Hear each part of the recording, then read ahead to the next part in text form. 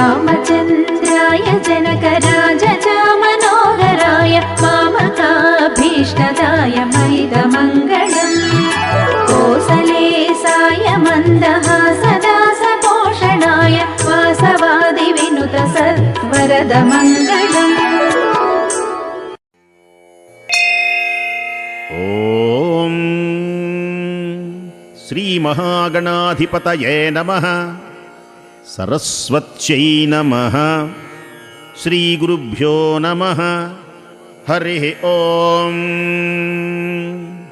శ్రీ సీతారామాభ్యాం నమః.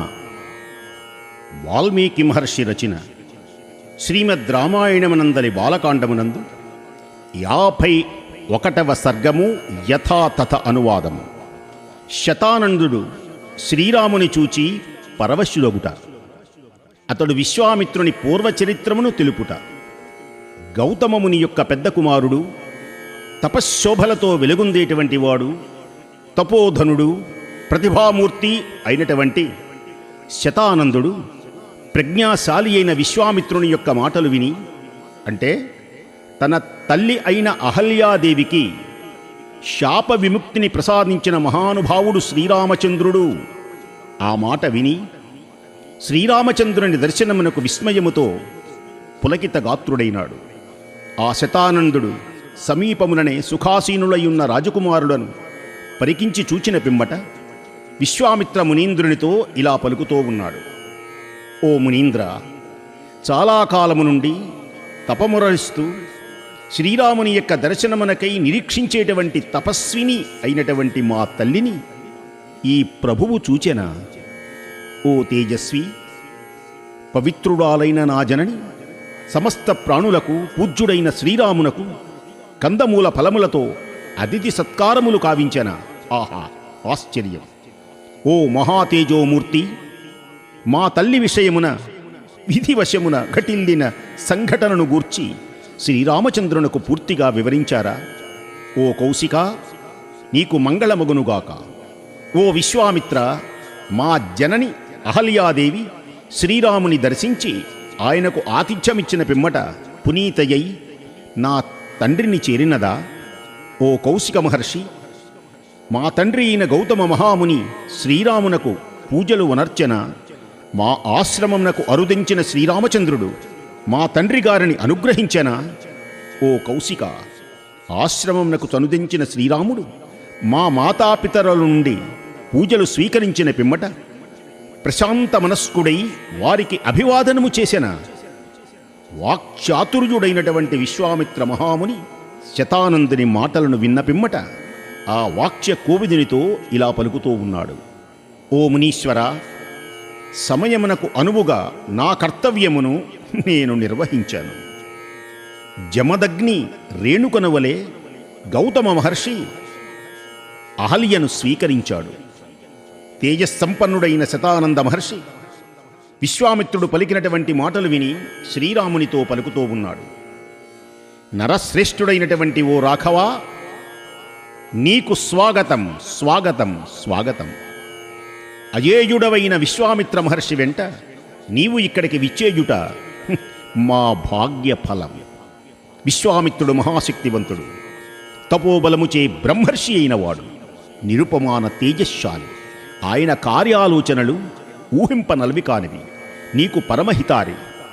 ఇట్టి ఈ మహాత్ముని గూర్చి నీవు ఎరుగవు కదా? ఓ రామా, నీవంతటి ధన్యుడవు. ఈ భూమండలమున మరి ఒక్కడు ఎవ్వడు కూడా లేనే లేడు.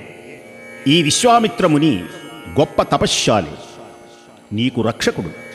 మహాత్ముడైన కౌశికుని యొక్క తప ప్రభావమును చరిత్ర వైభవములను సమగ్రముగా నీకు తెలియచేస్తాను. సావధానుడవై విను. ఈ విశ్వామిత్రుడు ధర్మజ్ఞుడు, ధర్మాత్ముడు, సమస్త విద్యలలో ఆరితేరినవాడు, శత్రువులను అణచినవాడు, అనుక్షణం ప్రజాక్షేమమును కోరుచూ దీర్ఘకాలము రాజ్యపాలన చేసినవాడు. కుశుడు అను మహారాజు ప్రజాపతి కుమారుడు. అతని పుత్రుడైనటువంటి కుశనాభుడు ధార్మికుడు, మిక్కిలి బలశాలి. సుప్రసిద్ధుడైనటువంటి గాధి కుశనాభుని యొక్క సుతుడు.